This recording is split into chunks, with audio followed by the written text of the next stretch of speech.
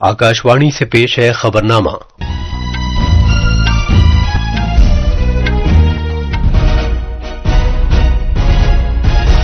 आदाब। खबरनामे के साथ मैं अर्जुमंद अली खान। पहले इस वक्त की खास खबरें। बिहार असेंबली इंतखाबात के वोटों की गिनती सख्त सिक्योरिटी बंदोबस्त में शुरू हो गई है।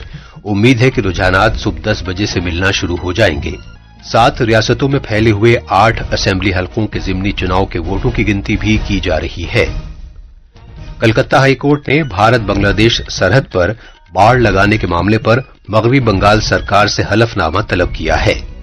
भारत का 44वां बैनुल-अक़वामी ट्रेड फेयर आज से नई दिल्ली के भारत मंडपम में शुरू हो रहा है। भारतीय मौसमियात महकमे ने अगले 2 दिन के दौरान छत्तीसगढ़ और मध्य प्रदेश में सर्दी का जोर बढ़ने की पेशगोई की है और मर्दों के क्रिकेट में भारत और जनूबी अफ्रीका के दरमियान 2 टेस्ट मैचों की सीरीज का पहला मैच आज सुबह कोलकाता में शुरू हो रहा है। अब खबरें तफसील से। बिहार में असेंबली इंतखाबात के वोटों की गिनती शुरू हो गई है। रियासत के 38 जिलों में वोटों की गिनती के 46 मराकज में सभी 243 असेंबली हलकों के लिए यह अमल सुबह 8 बजे शुरू हुआ। रियासत में असेंबली चुनाव 2 मरहलों में कराया गया था और 67.13% पोलिंग रिकॉर्ड की गई, जो 1951 के बाद से सबसे ज्यादा है। मजमूई तौर पर 2616 उम्मीदवारों ने चुनाव लड़ा, जबकि खातून उम्मीदवारों की तादाद 258 है। आकाशवाणी न्यूज से बात करते हुए बिहार के आला इंतखाबी अफसर विनोद सिंह गुंजियाल ने कहा कि वोटों की गिनती के सभी मराकज पर वसी सिक्योरिटी इंतजाम किए गए हैं। अब हम वोटों की गिनती के अमल की ताजा जानकारी हासिल करने के लिए बात करते हैं अपने नामनिगार दीपेंद्र कुमार से। जी दीपेंद्र, बताइए वोटों की गिनती की आपके पास क्या अपडेट है? देखिए अर्जुमंद, इस समय पार्टी कार्यकर्ता जो है धीरे धीरे लगातार जो है पार्टी मुख्यालय में पहुंच रहे हैं। इसके अलावा आपको बता दूं कि मीडिया कर्मी सुबह से ही जो है काफी संख्या में यहाँ मौजूद है और एग्जिट पोल के जो अनुमानों से उत्साहित हैं पार्टी कार्यकर्ता और लगातार वो विश्वास जता रहे हैं कि बिहार में एक बार फिर से एनडीए की सरकार बनेगी। आपको बता दूं कि जो आज मतगणना हो रही है उसमें एनडीए सरकार के 29 मंत्रियों के भाग्य का फैसला होना है, जिसमें 17 मंत्री जो हैं वो भाजपा के हैं और 12 जो है जनता दल यूनाइटेड के हैं। और जो सबसे बड़ी नजर रहेगी, जो बिहार के उप मुख्यमंत्री हैं सम्राट चौधरी और विजय कुमार सिन्हा, दोनों भाजपा के टिकट पर हैं, वो चुनावी मैदान में हैं। इसके अलावा नीतीश मिश्रा जो उद्योग मंत्री हैं वो झंझारपुर से चुनाव लड़ रहे हैं। विजेंद्र प्रसाद यादव सुपौल से हैं, जो ऊर्जा मंत्री हैं वो हैं। इसके अलावा जो सबसे ज्यादा नजर रहेगी वो है खेसारी लाल यादव, जो आरजेडी की टिकट पर छपरा से हैं। मैथिली ठाकुर बीजेपी के टिकट पर अलीनगर से हैं। तेजस्वी यादव के जो बड़े भाई हैं तेज प्रताप यादव, वो महुआ से हैं जनशक्ति जनता दल की टिकट पर। यूट्यूबर जो मनीष कश्यप हैं वो चनपटिया से हैं, जन स्वराज पार्टी की टिकट पर हैं। और इसके अलावा आनंद सिंह जो को मोकामा से लड़ रहे हैं, उन पर सबकी नजर रहेगी। जी दीपेंद्र, बहुत बहुत शुक्रिया आपका इस जानकारी के लिए। हमारे नामनिगार ने बताया है कि वोटों की गिनती के लिए 4300 से ज्यादा टेबल्स कायम की गई हैं, जिनमें से हर एक टेबल पर एक सुपरवाइजर, एक मुआविन और माइक्रो मुशाहिद मुतय्यन रहेंगे। इसके अलावा उम्मीदवारों के मुकर्रर करदा 18,000 से ज्यादा काउंटिंग एजेंट्स भी वोटों की गिनती के अमल के दौरान वहां मौजूद रहेंगे। मजीद तफसील हमारे नामनिगार से। वोट गिनने का काम 243 काउंटिंग मुशाहिदीन और उम्मीदवार या उनके एजेंटों की मौजूदगी में किया जा रहा है। इंतखाबी कमीशन की हिदायत के मुताबिक सबसे पहले डाक से भेजे गए वोटों की गिनती की जा रही है। इसके बाद ईवीएम्स के वोटों की गिनती की जाएगी। डाक से भेजे गए वोट गिनने का काम रिटर्निंग अफसर या असिस्टेंट रिटर्निंग अफसर उम्मीदवारों या उनके एजेंटों की मौजूदगी में कर रहे हैं। ईवीएम्स में रिकॉर्ड किए गए वोटों की तादाद का मिलान फॉर्म 17C में किए गए इंदराज से किया जाएगा। मिलान न होने की सूरत में मुताल्लिका पोलिंग मराकिज की वीवीपैट पर्चियों की लाजमी गिनती की जाएगी। ईवीएम काउंटिंग मुकम्मल होने के बाद हर हलके में कोई भी 5 पोलिंग मराकिज के ताल्लुक से वीवीपैट के जरिए तस्दीक का अमल अंजाम दिया जाएगा। पटना से धर्मेंद्र राय की रिपोर्ट के साथ खबरनामे के लिए मैं शमीम इरफान। 7 रियासतों के 8 असेंबली हलकों में जिमनी इंतखाबात के वोटों की गिनती भी शुरू हो गई है। इन हलकों में जम्मू कश्मीर में बडगाम और नगरोटा, राजस्थान में अंता, झारखंड में घाटशिला, तेलंगाना में जुबली हिल्स, पंजाब में तरनतारन, मिजोरम में डंपा और ओडिशा में नुआपाड़ा शामिल हैं।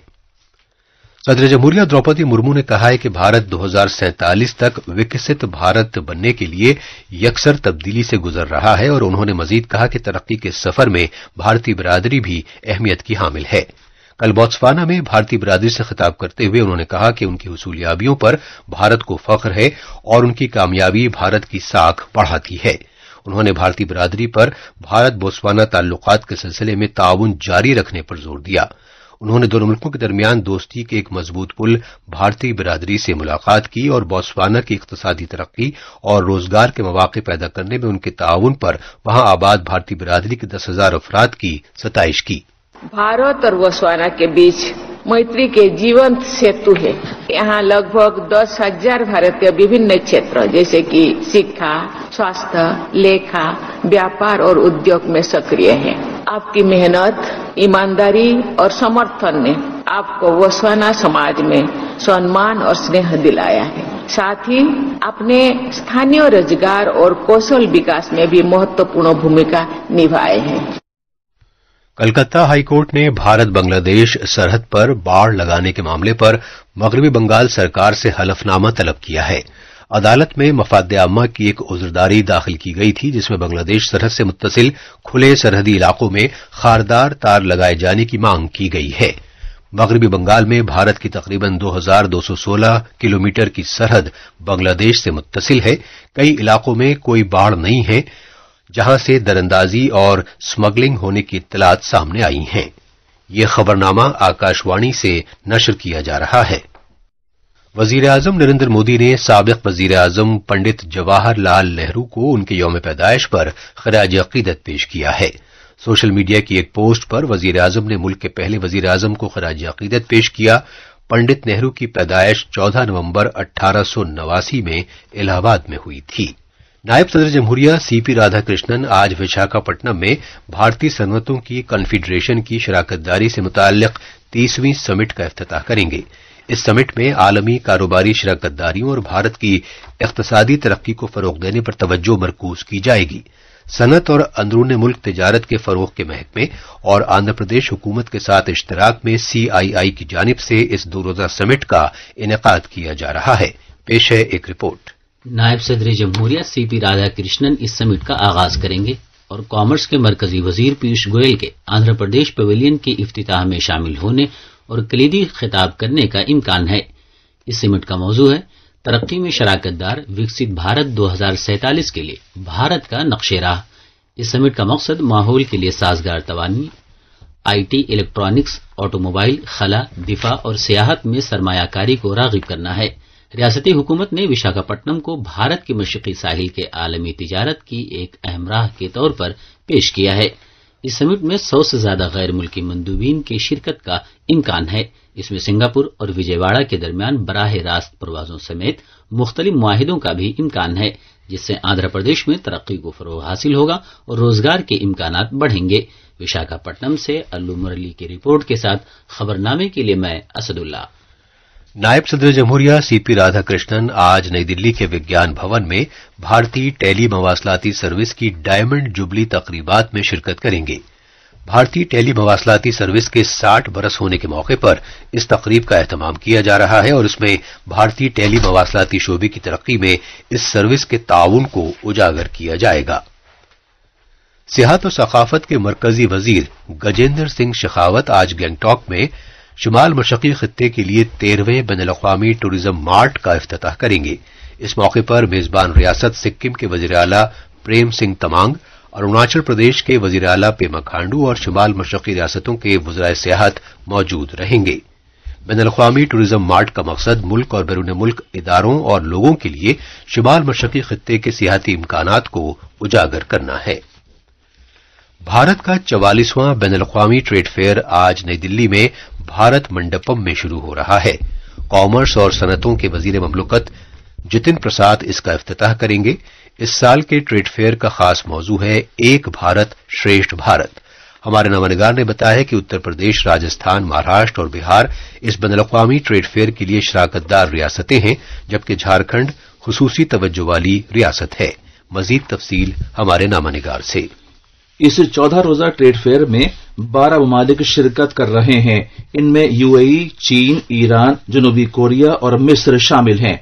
आकाशवाणी न्यूज से बात करते हुए तजारती फरोख से मुताल्लिक भारतीय तंजीम ITPO के एग्जीक्यूटिव डायरेक्टर प्रेमजीत लाल ने बताया कि स्ट्रीट फेयर में तकरीबन 30 रियासतें और मरकज के जेर इंतजाम इलाके नीज 60 से ज्यादा वजारतें शिरकत कर रही हैं।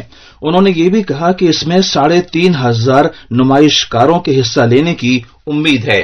ये हमारा 44वां संस्करण है भारतीय अंतर्राष्ट्रीय व्यापार मेले का, जिसमें इस करीब स्टेट 60 से ज्यादा हमारे मंत्रालय इसमें भाग ले रहे हैं और 10 विभिन्न अंतर्राष्ट्रीय प्रतियोगी इसमें शामिल होंगे। 3,500 से ज्यादा हम उम्मीद कर रहे हैं कि एग्जीबिटर आएंगे और जैसा कि पिछले साल हमारे 17-18 लाख लोगों ने इसमें भाग लिया था, तो उससे ज्यादा ही लोगों को हम इस बार अपेक्षा कर रहे हैं कि ये आंकड़ा करीब 20 लाख तक पहुंचने की उम्मीद।